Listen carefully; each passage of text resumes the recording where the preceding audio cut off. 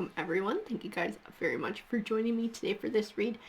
So let's reach out. Let's see what the universe has to say. Remember, guys, these are general reads, so they may or may not resonate with you, or sort of bits and pieces might resonate with you, and that's okay, guys. Sort of take what has meaning and feel free to leave the rest. Let's see what we got. We're going to use these psychic tarot cards. And we'll see what message comes forward if we're talking about you, if we're talking about maybe somebody in your life, somebody who you know. Material harvest, rest and rejuvenate. We had a bunch more that wanted to pop out. Let's see what they're all about. Material harvest, rest and rejuvenate, trapped in fear, obstacles, challenges, emotional loss. Somebody is healing from an emotional loss. There's healing that has to happen here. Healing that has to happen. Trapped in fear. This trapped in fear is a different energy, though. I have two different energies already in this read. There's somebody who's healing from an emotional loss. There's somebody who's healing. There's somebody who's moving forward towards more positive things. And then there is somebody who's held back, and they're held back by their own emotions, by their own fears. It is this obstacles and challenges. This is like their life path that they need to walk, their own shit that they need to figure out. We have sacrifice as well. Mental conflict. And I feel like, I was going to say it, like there was a relationship that had to sort of be sacrificed here. It was like we had to cut ties with somebody. We had to separate ourselves from somebody because they had a really negative influence. They had a really negative influence and it didn't feel good. And it was a loss. It was something that we're having to heal from. But to be able to find light and to be able to find positivity and abundance and positive things, it's like we had to make this separation. We had to cut ties with whoever this was. Whoever this was had a very negative aura. They had a very negative energy. But they had a negative outlook on things too. We also have shadow. They have a lot of shadow work to do. Whoever this is, they have like their own demons that they're having to wrestle with. Spiritual strength and prosperity begins. So, like I said, somebody's digging deep. Somebody made a really hard sacrifice here, and it did have to do with cutting ties with somebody else, somebody who is a negative force in their life, and it's because somebody has to deal with their own shit. And it was like this was someone. This second energy was someone that this person cared for quite a bit. They had a very deep caring for them. But at some point they realized that this person was like self-destructive. They were self-destructive and they were going to sort of bring down anyone who was around them. And they had to make a really hard choice to sort of like save themselves from this negative influence. It's not an easy choice to make. And it's something, like I said, there's healing going on here. It is an emotional loss. We are healing. I'm trying to move forward from whatever this is. I feel like that person who did make that positive choice, who did make that really tough sacrifice, they are going to be able to find positivity because this is more their nature. More their nature is sort of positive, optimistic, hardworking, sort of trying to make things work, trying to make things positive in their life and manifest good things in their life. So I feel like their path is sort of guaranteed to move in that direction because this is part of who they are. Whereas we have this secondary nature, this sort of self-destructive nature, somebody who is really struggling with their own demons, and they sort of create their own fate themselves, where they feel like everything's shitty, they feel like nothing's going to work out, and so therefore this is sort of the energy that they send out and sort of the situation they wind up creating for themselves too. We do have the Devil card. It's like I said, this person was a destructive force in somebody else's life.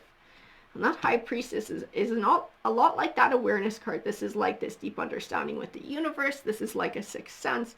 This is like intuition saying, you know what, like this is not going to get better. This person's not going to deal with their shit. This person is not going to come to any kind of an epiphany.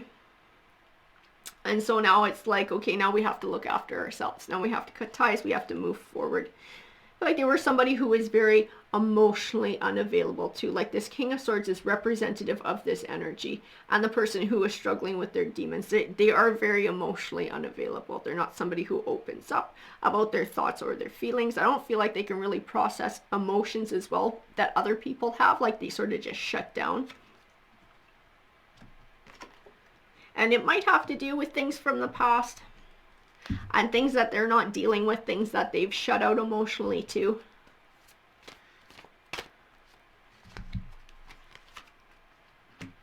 And then there's the other energy. There's the energy that's moved forward that's going to be represented by this Nine of Pentacles. This is somebody who sees things in a positive light, which is actually probably what drew this King of Swords energy to them to begin with. It was like they know kind of how they feel about life and how they go through life, and they saw this person as kind of like a beacon of positivity and thought like, maybe if I'm with this person, it'll make my life better.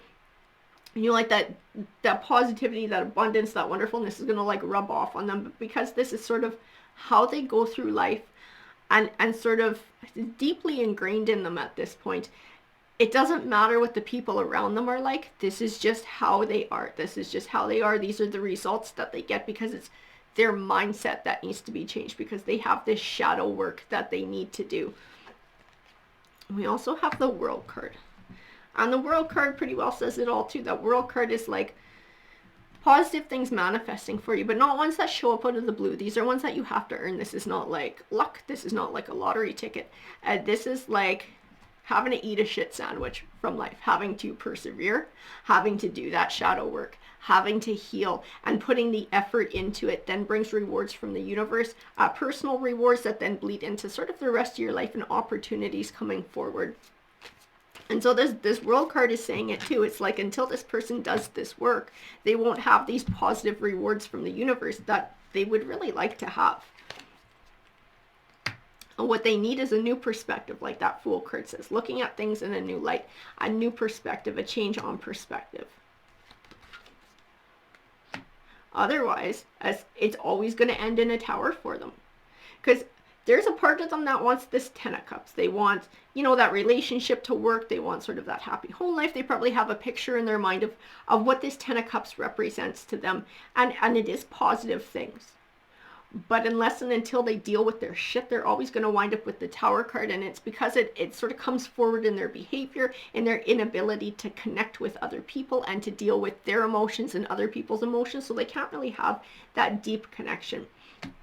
This Ten of Swords, you know, I do wonder, that Ten of Swords speaks of, you know, an ending that's beneficial in the long run. And I do feel like goes to this second party, this Nine of Pentacles energy. It's like, this was a tough sacrifice. Stepping away from this King of Swords energy, this was not an easy choice that this person made, because they did have deep feelings there. They probably tried to build a Ten of Cups with this person. So it was devastating for them to bring this to an end.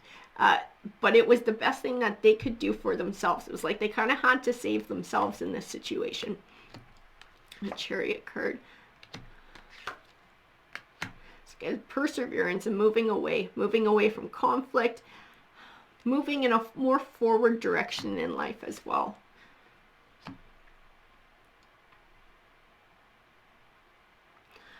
And it was heartbreaking. It was heartbreaking to separate themselves from this King of Swords. And I do feel like this is this Queen of Wands energy. This is the same energy that's coming through. And remember, guys, just because it's Queen doesn't mean it's necessarily a woman. Just because this is the King of Swords doesn't necessarily make it a man. It's sort of representative of the qualities and who these people are. And that Queen of Wands, she's about passion. She's about ambition. She's about drive. And it's like she had to follow her heart here. She had to do what was right for her. She had to step away from a negative situation. She's somebody who needs an emotional connection. Swords, they tend to be pretty cool people. They tend to be people who maybe play their cards close to their chest or don't like to express their emotions a lot. They're a lot more analytical a lot of the times. They fit best with each other. Okay, this Queen of Wands, this is passion. This is fire. These are pretty opposite. The only way it could get even more opposite is if it was the Queen of Cups. Cups is about emotion. But these are pretty damn opposite, these suits. It's like it was never going to be able to form this deep connection, because this King of Swords person they're not capable at this point in time in their life.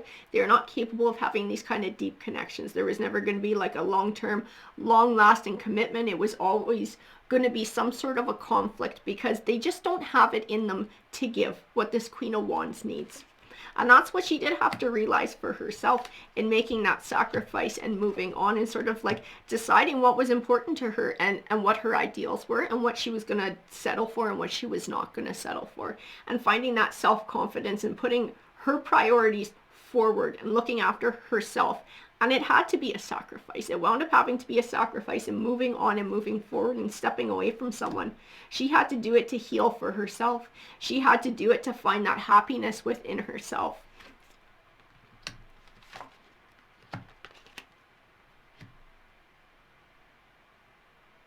And that Eight of Wands, this is like, for her, this is like swift change. This is her moving on. This is her moving forward. This is her sort of, when she chose this, it's sort of like it opened up a new life to her with lots of different options. She's finding balance in this new chapter of her life. She is going to find her balance because this is a choice that she's made. And these are things that she's decided that she's going to do for herself. She's going to do her emotional work. She's going to do her healing. She's always been a more positive person and sort of a hardworking, sort of looking to the future kind of person and seeing possibilities and working to manifest.